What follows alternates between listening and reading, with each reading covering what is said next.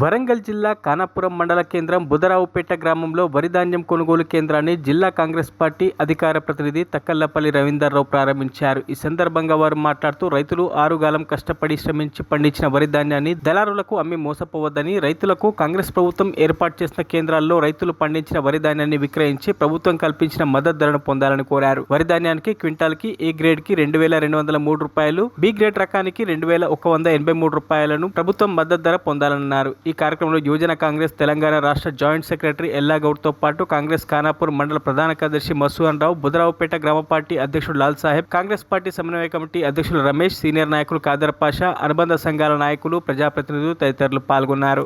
కష్టించి పండించిన పంటకు ప్రభుత్వ మద్దతు ధరతో కొనుగోలు చేయించాలి.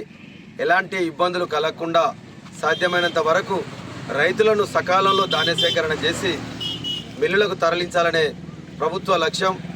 గౌరవ ముఖ్యమంత్రి రేవంత్ రెడ్డి గారి సూచన మేరకు నర్సంపేట నియోజకవర్గంలో గౌరవ శాసనసభ్యులు పెద్దలు దొంతి మాధవరెడ్డి గారి ఆధ్వర్యంలో నర్సంపేట నియోజకవర్గంలోని సుమారు ఏదైతే డిస్ట్రిక్ట్ అగ్రికల్చర్ ఆఫీసర్, జిల్లా వ్యవసాయ అధికారి సిఫారసుతో, తత జిల్లా సహకార అధికారి సిఫారసుతో, అదేవిధంగా ఐకేపీ ఇందిరా క్రాంతిపదం పీడి సిఫారసుతో మూడు శాఖల పరిధిలో సెంటర్లను ఇచ్చి ఈరోజు ప్రాథమిక వ్యవసాయ సహకార సంఘం కానివ్వండి, లేక మహిళా గ్రూపులతో కానివ్వండి, లేక అగ్రికల్చర్ వ్యవసాయ పరస్పర సహకార సంఘాలతో కానివ్వండి, ఈరోజు నర్సంపేట నియోజకవర్గంలో ప్రతి చోట కూడా ధాన్య కొనుగోలు కేంద్రాలను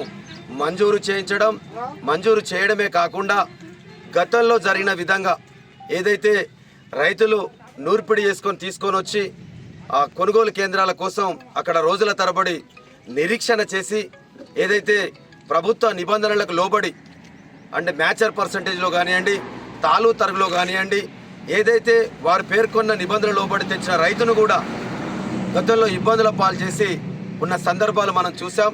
అలాంటి ఇబ్బందులు ఎక్కడ కూడా జరగకూడదు. ఎందుకంటే ఈరోజు రైతు ప్రభుత్వం, ప్రజల ప్రభుత్వం, కాంగ్రెస్ ప్రభుత్వం ఈరోజు అధికారంలోకి వచ్చింది.